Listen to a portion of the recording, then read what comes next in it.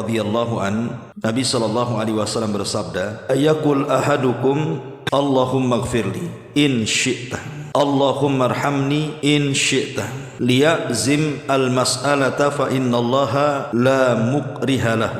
Janganlah ada seseorang di antara kalian yang berdoa dengan mengucapkan, "Ya Allah, ampunilah aku jika Engkau berkehendak," atau dia berdoa, "Ya Allah, rahmati aku jika Engkau berkehendak." Akan tetapi hendaklah meminta dengan mantap dan bulat, karena sesungguhnya Allah tidak ada satupun yang memaksanya untuk berbuat seperti itu.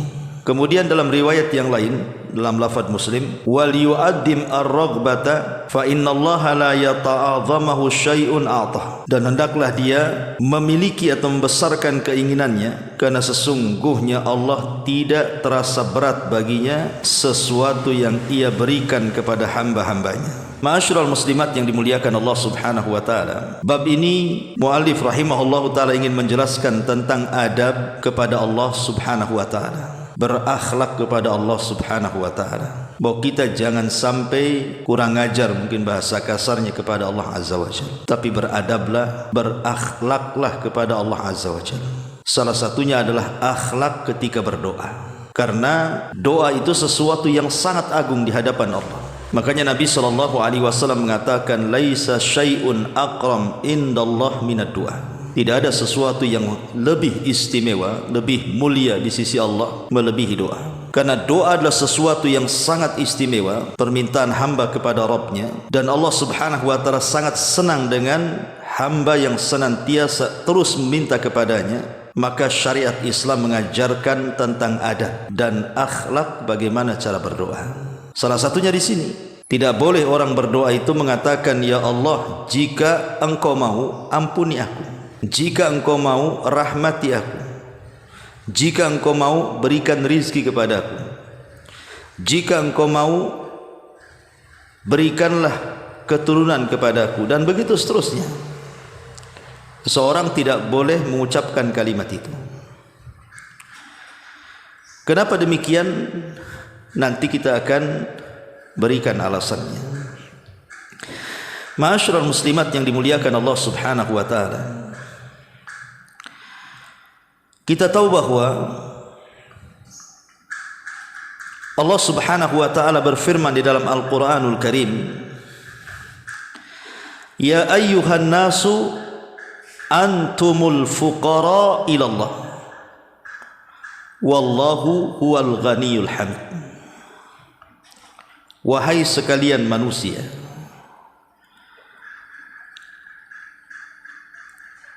antumul fuqara ilallah, kalian itu sangat fakir dan berhajat kepada Allah Subhanahu wa taala. Wallahu huwal ghani al-hamid, karena Allah la zat yang maha kaya, tidak memerlukan sesuatu baginya, lagi maha terpuji. Para ulama mengatakan bahwa di antara ruh ibadah seseorang itu ketika beribadah kepada Allah Subhanahu wa taala, hendaklah diiringi dengan at-tadhallul, merendahkan diri kepada Allah Subhanahu wa taala, wal iftikar, dan merasa butuh dan berhajat kepada Allah Azza wa Jalla. Jadi ruhnya sebuah ibadah itu adalah ketika kita ini merasa rendah, merasa hina, merasa kecil, merasa miskin di hadapan Allah Azza wa Jalla, merasa berhajat kepada Allah, butuh kepada Allah. Itulah hakikat daripada ruh ibadah. Tetapi seseorang yang kemudian menampakkan kesombongannya, seolah-olah tidak berhajat kepada Allah Subhanahu wa taala,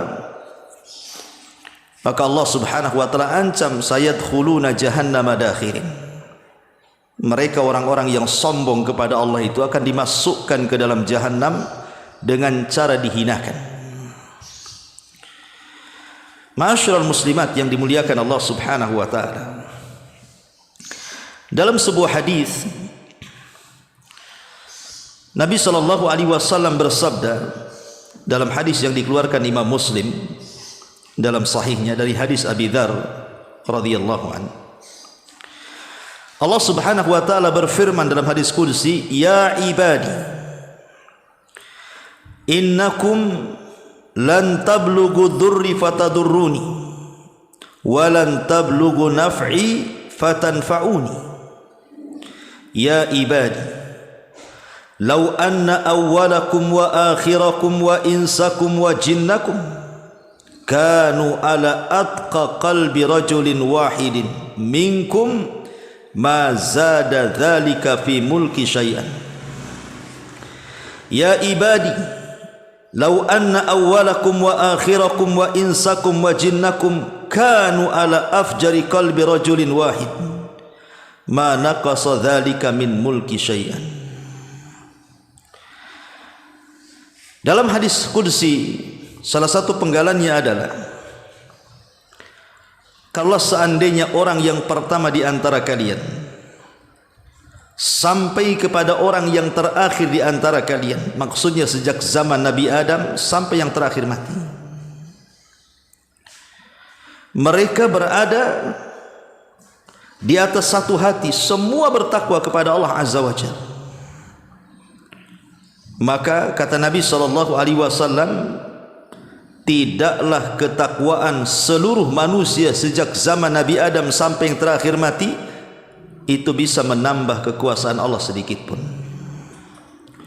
Atau sebaliknya, kalau satu dunia ini, jin dan manusianya, dari awal sampai akhir mereka berada di atas satu hati, semua rusak manusianya, tidak ada yang bertakwa kepada Allah Azza wa Jalla, itu tidak mengurangi kerajaan Allah sedikit pun. Karena Allah Subhanahu wa taala ghani. Dia tidak butuh kepada kita, kita yang butuh kepada Allah. Allah tidak berhajat kepada kita, kita yang berhajat kepada Allah Azza wa Jalla. Karena Dia adalah Samad, seluruh manusia bergantung kepada Allah Azza wa Jalla. Bahkan dalam hadis yang lain, kalau seandainya orang yang awal-awal di antara kalian, Adam alaihi salatu wassalam, wa akhirakum, ataupun orang-orang yang terakhir di antara kalian, orang yang hidup menjelang kiamat, mereka berkumpul ala sa'idin wahid, di sebuah tanah dataran yang luas, dikumpulkan semuanya manusia di situ, jin dan manusianya. Kemudian mereka pun fayas'aluna mas'alatahu, masing-masing orang dan masing-masing jin, dari orang yang awal, jin yang awal, sampai orang yang terakhir, jin yang terakhir hidup, mereka mengemukakan permintaannya. Semua minta kepada Allah. Ada yang minta banyak, ada yang minta berlebihan, ada yang minta sedikit, semua minta. Maka Nabi SAW mengatakan dalam hadis qudsi, kata Allah Subhanahu wa taala, maka Allah Subhanahu wa taala akan memberikan seluruh permintaannya. Karena kekayaan Allah Subhanahu wa taala yang Allah berikan kepada seluruh manusia, jin dan manusianya, itu seperti jarum yang dicelupkan ke lautan, kemudian diangkat, kemudian di situ ada satu tetes di ujung jarum. Itulah kekayaan Allah Subhanahu wa taala yang diberikan kepada seluruh manusia dan jinnya, dan itu cukup untuk mereka. Sementara lautan luas itu adalah kekayaan Allah Azza wa Jalla. Jadi kalau Allah Subhanahu wa taala memberikan kekayaannya kepada seluruh manusia yang memintanya, kepada seluruh jin yang memintanya, itu seperti jarum yang dicelupkan ke air lautan, kemudian diangkat, satu tetes itulah mencukupkan untuk memberikan kepada seluruh jin dan manusia dalam permintaan mereka. Artinya Allah itu ghani, maha kaya. Allah itu kaya. Allah itu sangat luas kekayaannya dan tidak terbatas. Karena yang diberikan kepada kita manusia dan jin dari awal sampai akhir itu hanya setetes air yang ada di ujung jarum. Sementara kekayaan terbentang bagaikan lautan, seolah-olah tak bertepi. Yang ingin saya katakan bahwa di dalam hadis yang atau bab yang kita kaji ini, Nabi SAW melarang, Bu, tidak boleh seseorang itu berdoa kepada Allah dengan mengatakan, ya Allah ampuni aku jika kau mau, ya Allah rahmati aku jika kau mau, ya Allah berikan rizki kepadaku jika kau mau, ya Allah berikan keturunan kepadaku jika kau mau. Kalimat seperti ini ada kalimat merendahkan, tidak beradab, merendahkan Allah Subhanahu wa ta'ala. Kenapa kalimat ini dilarang tegas dalam agama? Tidak boleh seseorang itu dalam berdoa mengucapkan kalimat itu. Pertama, karena orang yang berdoa seperti itu, dia menyangka bahwa Allah Subhanahu wa ta'ala seolah-olah tidak dibutuhkan oleh kita. Kalimat itu kan seolah-olah kita tidak berhajat kepada Allah. Kita tidak butuh dengan Allah Subhanahu wa ta'ala, sehingga dia mengucapkan, ya Allah kalau kau memberi alhamdulillah, kalau tidak ya enggak mengapa gitu kan. Lah ini kan seolah-olah kita tidak berhajat kepada Allah. Kita ini semua berhajat kepada Allah Azza wa Jalla. Antumul fuqara ila Allah. Kita ini fakir. Hidup kita bergantung kepada Allah sejak dalam janin perut ibu kita. Kita berhajat kepada Allah. Butuh makanan, asupan makanan dan minuman. Kemudian setelah lahir juga masih berhajat kepada Allah Azza wa Jalla.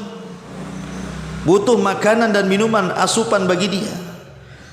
Kemudian setelah beranjak besar, kemudian remaja, kemudian dewasa, kemudian sampai tua, sampai masuk ke liang lahat, sampai dikumpulkan di padang mahsyar, sampai di hadapan kita surga dan neraka, kita yang berhajat kepada Allah Azza wa Jalla.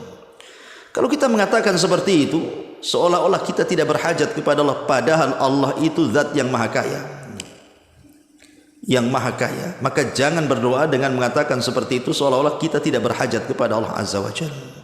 Ini lancang, kurang ajar, tidak beradab dan tidak berakhlak.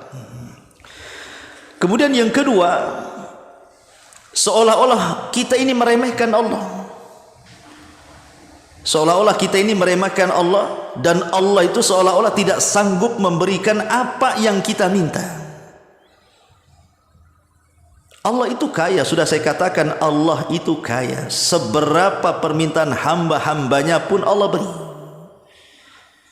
Kalau kita mengatakan ya Allah berikan rizki jika kau mau, seolah-olah meremehkan Allah Azza wa Jalla. Makanya dikisahkan, Bu, oleh seorang syekh itu, ada seseorang yang berdoa di depan Ka'bah. Doanya apa? Dia mengatakan, ya Allah berikan kepadaku uang 5 miliar. Besar enggak tuh? Besarlah 5 miliar.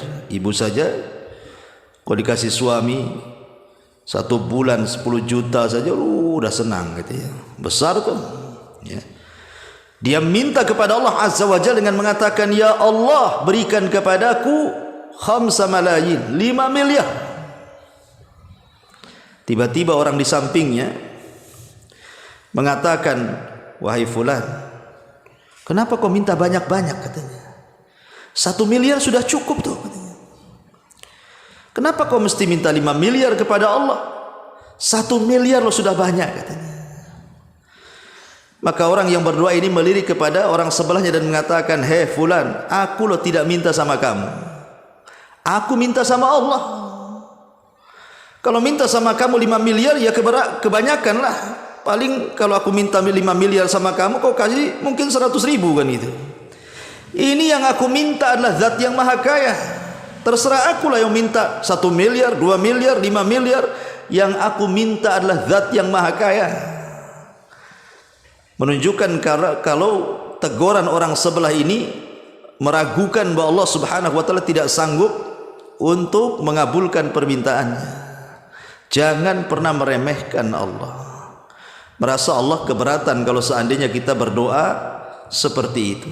Jadi kalimat ya Allah berikan ampun kepadaku jika kau mau, berikan rizki kepadaku jika kau mau, ini bahaya, karena seolah-olah mengecilkan Allah Subhanahu wa ta'ala. Tadi kan sudah saya katakan, kalau seluruh manusia, jin dan manusianya berkumpul kemudian meminta seluruh permintaannya, maka Allah akan beri seperti jarum yang ditenggelamkan di lautan kemudian diangkat, kemudian adalah air yang menetes di ujung jarum.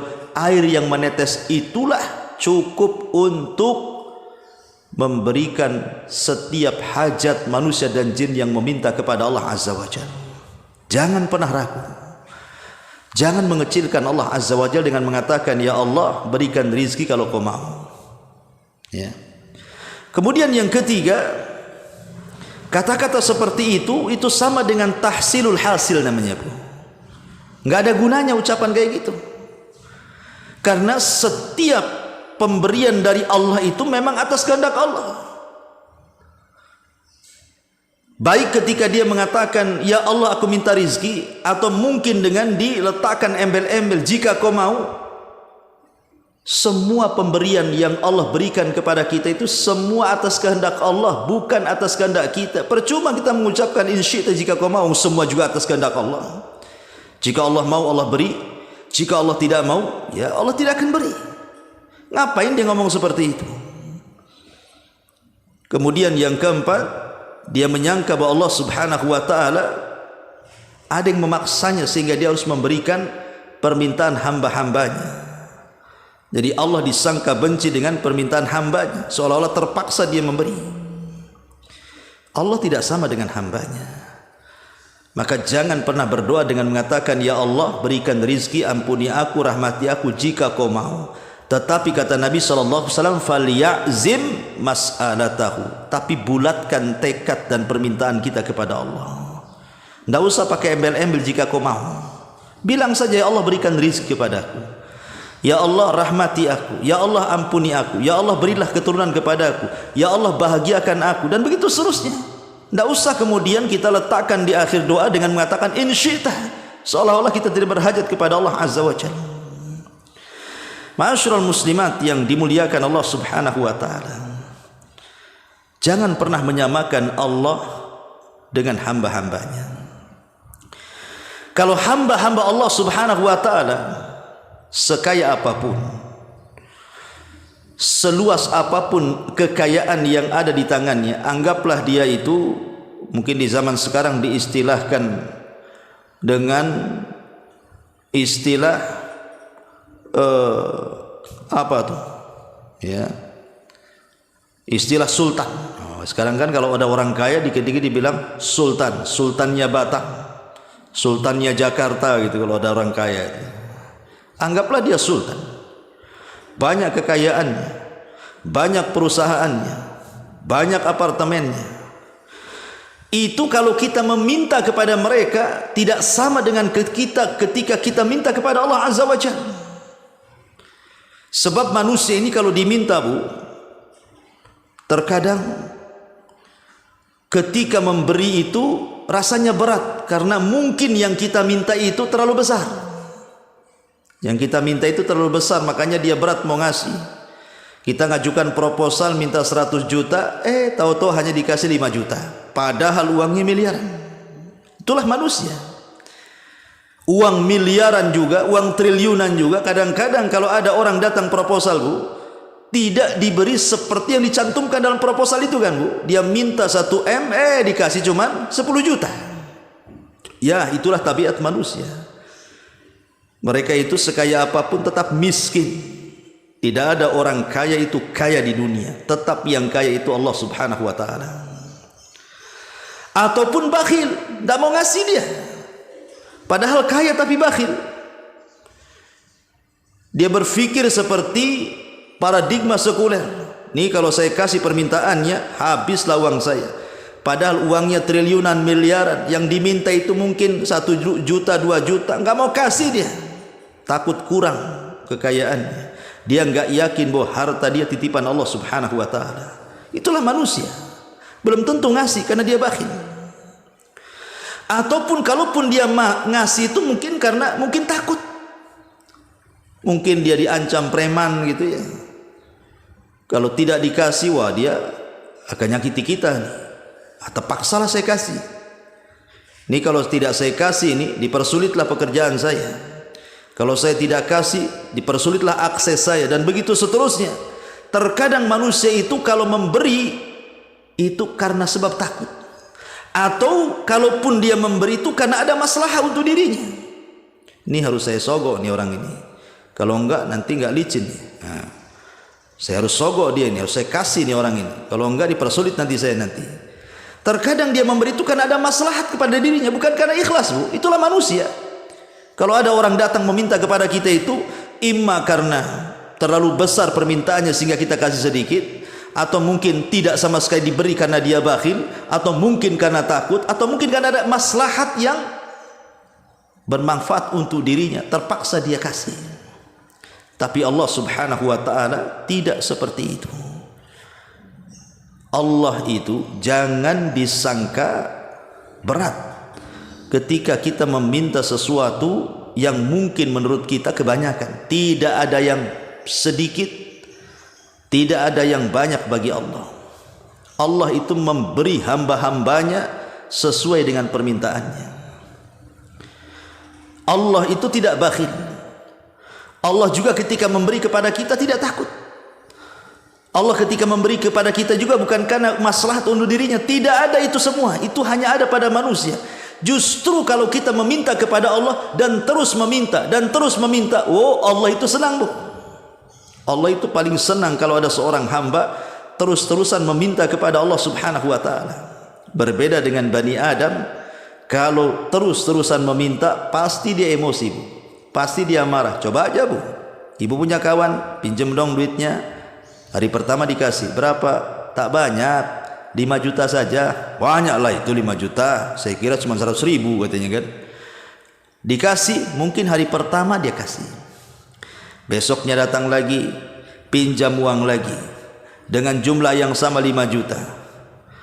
Mungkin bisa dikasih, tapi kalau ketiga kali, keempat kali, kelima kali, boleh jadi dia emosi.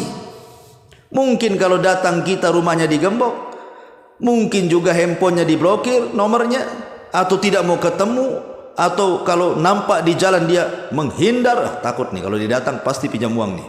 Jadi kadang-kadang orang itu berpikir ulang. Itulah manusia, kalau banyak diminta dia marah. Tapi Allah Subhanahu wa ta'ala justru terbalik, kalau kita tidak meminta kepada Allah, Allah marah. Itulah bedanya. Ya, jangankan minta yang besar, yang kecil saja. Kalau ibu hari-hari datang ke tetangga minta bawang itu ya cuman 5 iris saja. Kalau hari-hari minta, pasti akan langsung ditutup tuh rumahnya. Ibu datang dari jauh aja sudah kecium baunya. Jangan nih, ini orang ini suka minta bawang nih katanya. Jadi udah paham orang itu jadinya kan. Lah kalau seandainya kemudian ucapan ya Allah ampuni aku jika kau mau, ya Allah rahmati aku jika kau mau, ya Allah berikan rizki kepadaku jika kau mau, terkandung 4 masalah tadi, maka hukum berdoa seperti itu diharamkan oleh para ulama. Hukum berdoa seperti itu diharamkan oleh para ulama. Ma'asyiral muslimat yang dimuliakan Allah Subhanahu wa ta'ala. Tetapi seandainya ibu sudah terus meminta kepada Allah, mungkin setiap malam ibu minta kepada Allah, dalam setiap tahajud ibu minta kepada Allah, dalam setiap ba'da salat ibu meminta kepada Allah, dalam setiap saat ibu terus berdoa kepada Allah, kemudian Allah takdirkan mungkin tidak dikabulkan tuh permintaannya, ataupun mungkin lambat dikabulkan permintaannya.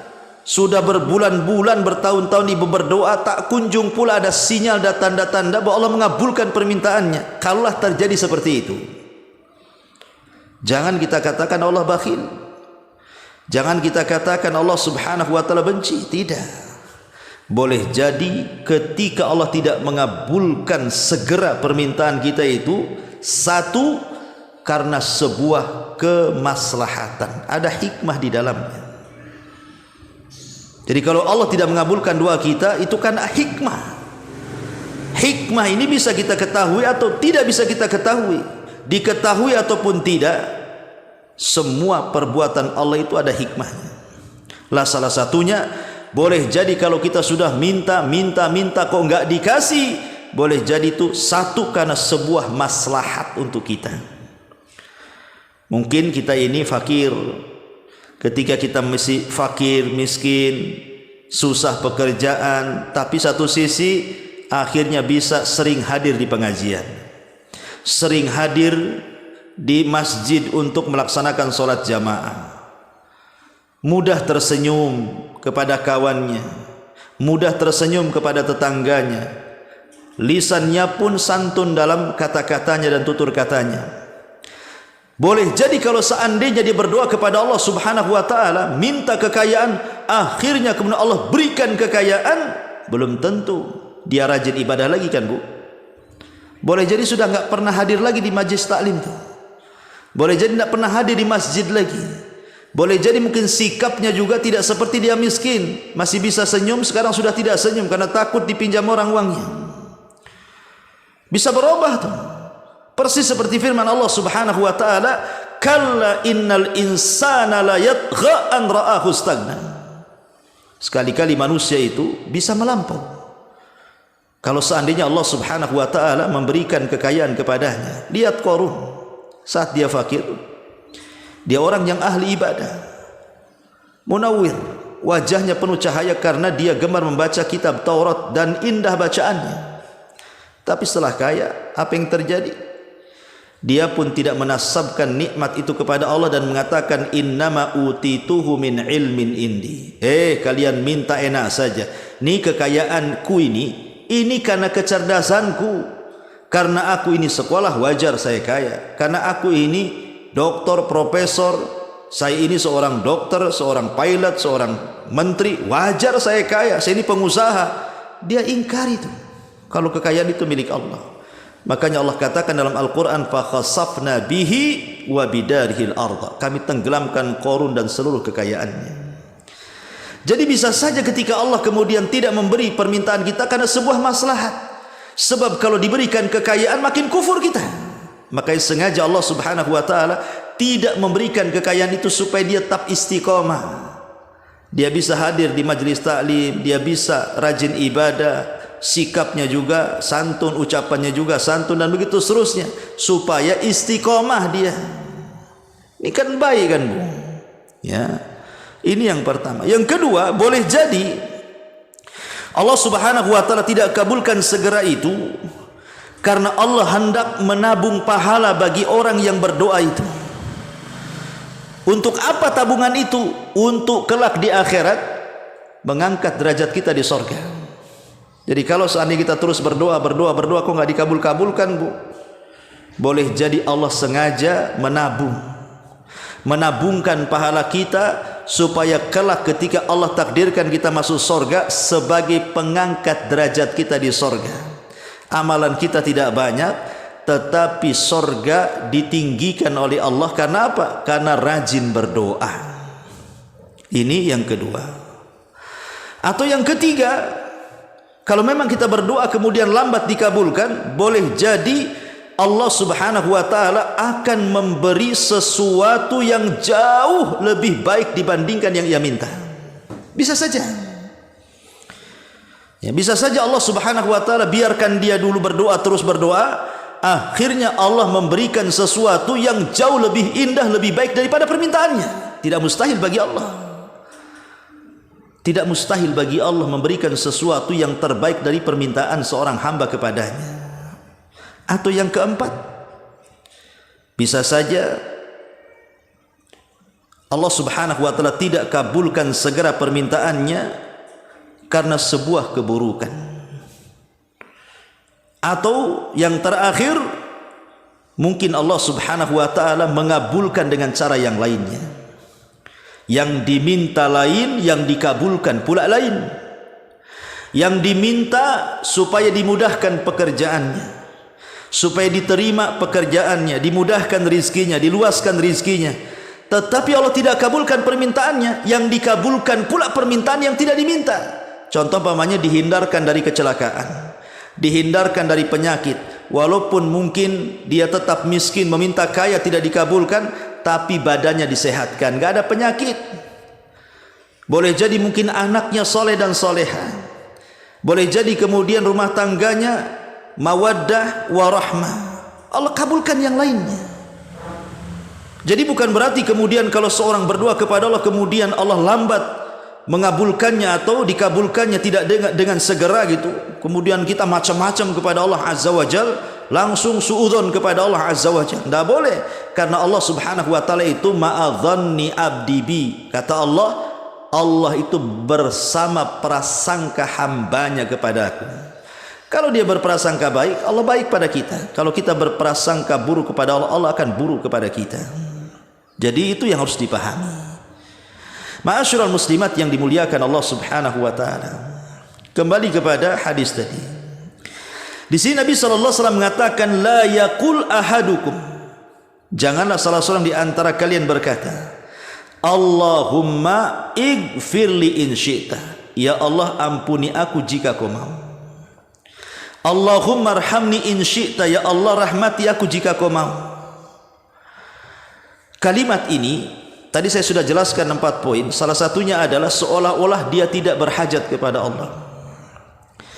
Tetapi ada doa yang biasa ibu ucapkan kan bu, kalau ibu mendengar ada orang sakit. Biasanya ibu menyampaikan apa? La ba'sa tahurun insyaallah. La ba'sa tahurun insyaallah.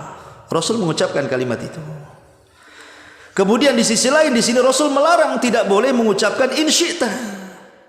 Ya Allah, ampuni aku jika kau mau.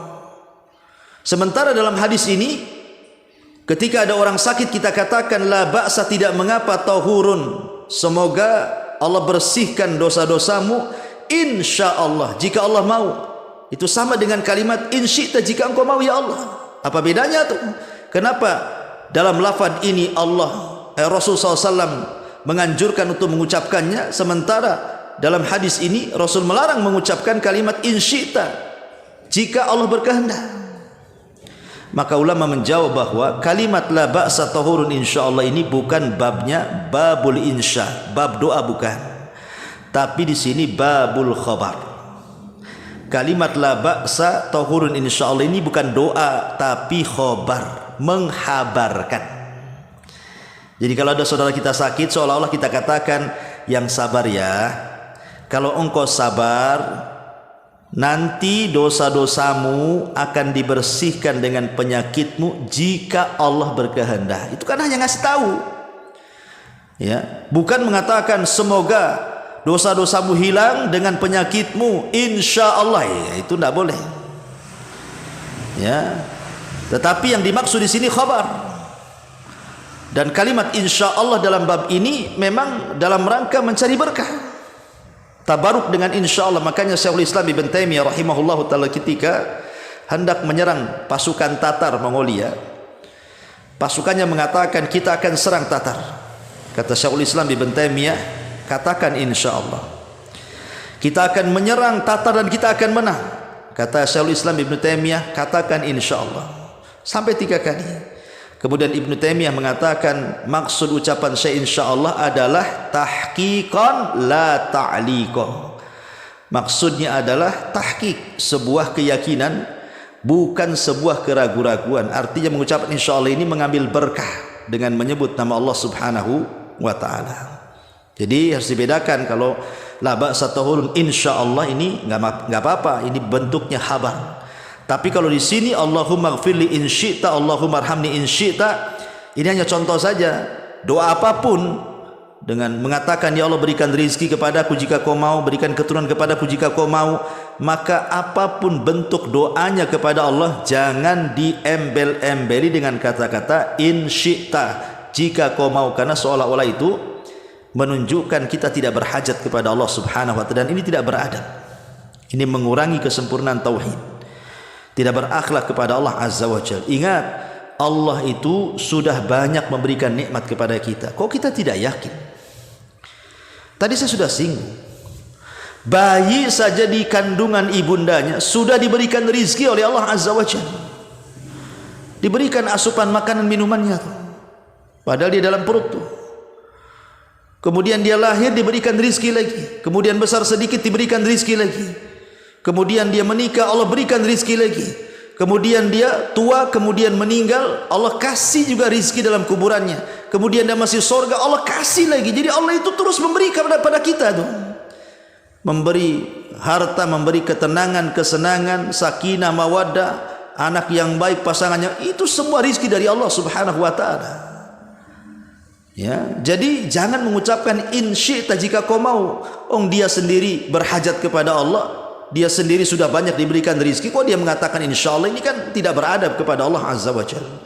Makanya kemudian Rasul mengatakan falyazim liya'zimal mas'alata. Tapi kalau berdoa bulatkan keyakinan. Ibu harus yakin kalau doa ibu itu pasti dikabulkan. Ibu harus membulatkan tekad bahwa doa-doa ibu itu pasti didengar dan pasti akan diijabah. Harus yakin. Zat yang kita sembah loh, zat yang yakin Allah Azza wa Jalla. Maka saat kita beribadah pun harus dengan keyakinan, karena zat yang kita sembah adalah zat yang yakin. Tidak boleh kita menyembah zat dan yang yakin disembah pula dengan keraguan-raguan.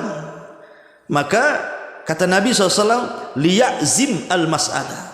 Tekadkan, yakinkan bahwa setiap permintaan kita pasti dikabulkan. Kenapa? Karena fa innallaha la mukriha lahu. Kenapa demikian? Kata Nabi SAW, karena Allah tidak ada yang memaksanya.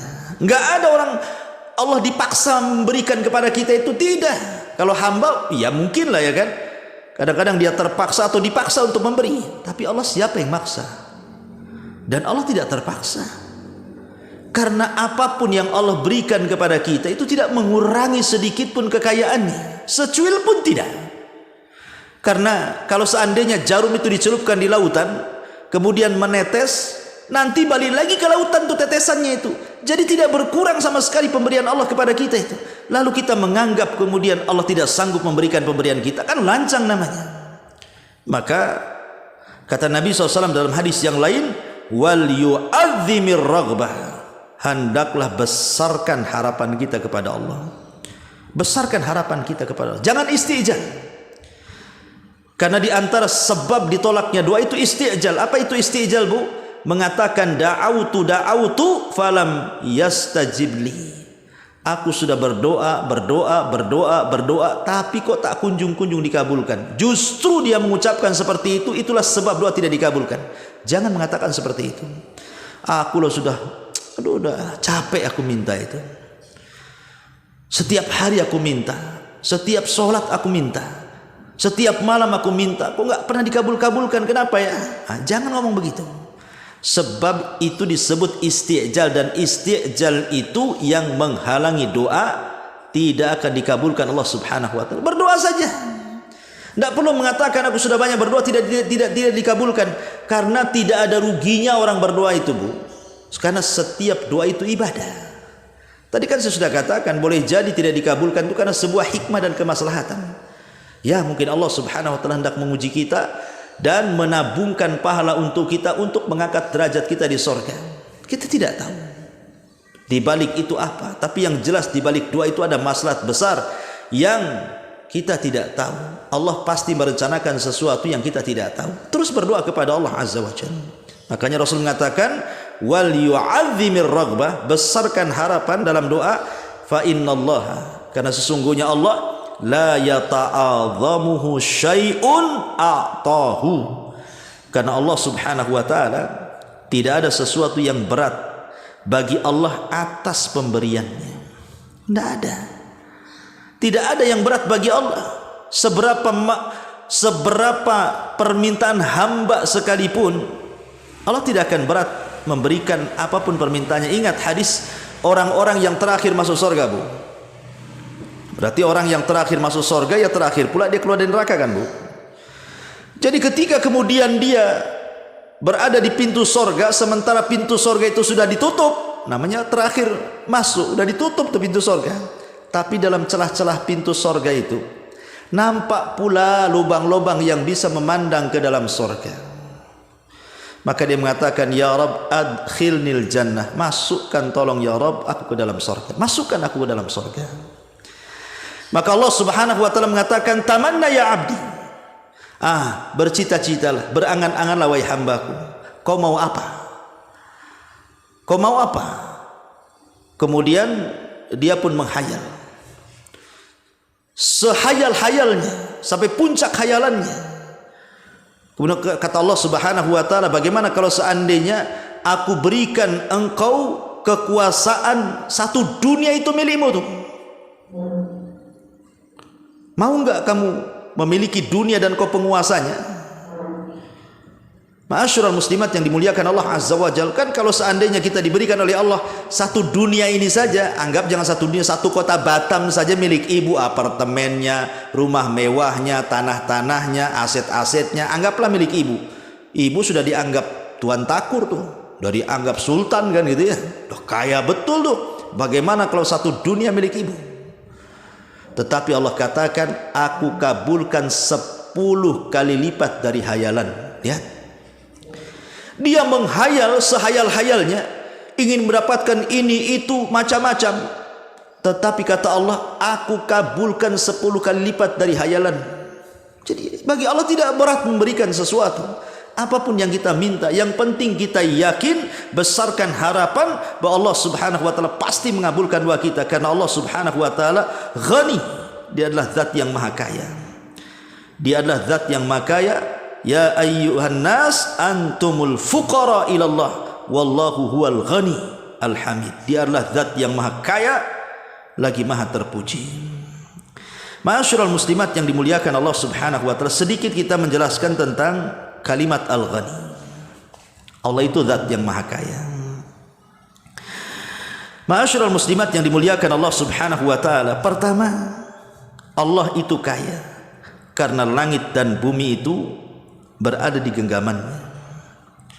Bahwa Allah itu penguasa langit dan bumi dan alam semesta, pengatur alam semesta, dan yang mentadbir alam semesta, dan yang memiliki alam semesta, dan yang menciptakan alam semesta. Gimana tidak kaya? Ya.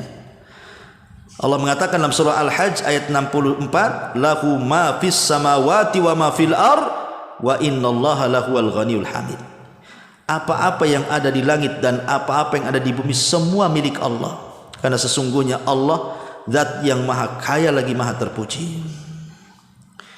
Dari sini kita tahu bahwa kalau langit dan bumi serta isi keduanya, bahkan semesta alam ini, dari makhluk yang paling besar seperti arasnya, ataupun makhluk yang paling kecil gitu ya, yang tidak bisa lihat kecuali dengan alat, itu semua milik Allah.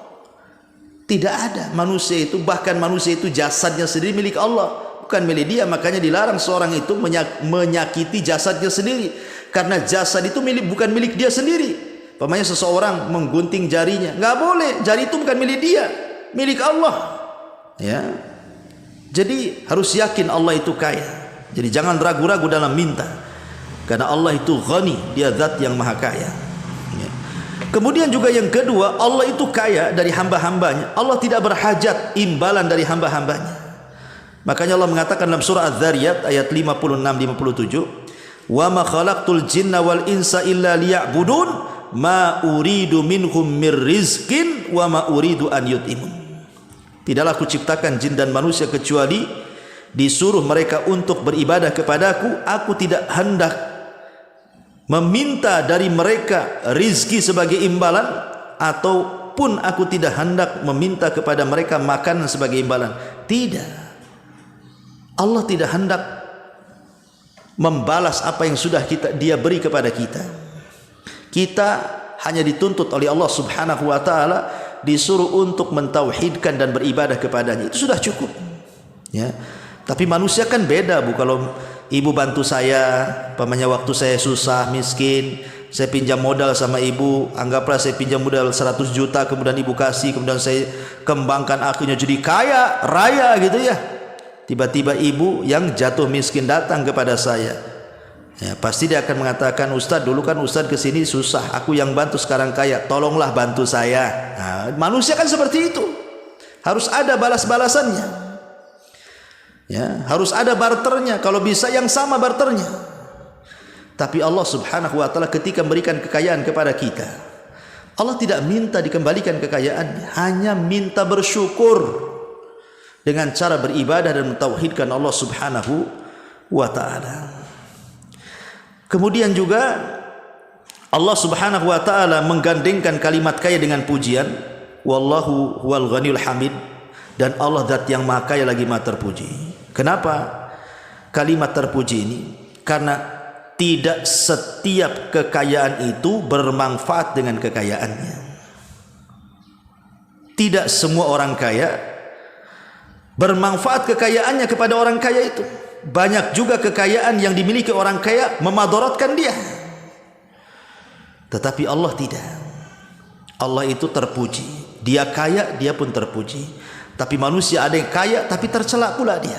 Dihujat manusia karena bakhilnya, dihujat manusia karena zalimnya, dihujat manusia karena jahatnya. Karena orang kaya itu kan sirutugyan, rahasia jahatnya orang. Ya, Ma'asyiral muslimat yang dimuliakan Allah Azza wa Jalla, intinya dari bab ini semua adalah di antara akhlak dan adab kita kepada Allah dalam berdoa, jangan mengucapkan kalimat in syi'ta, jika kau berkehendak.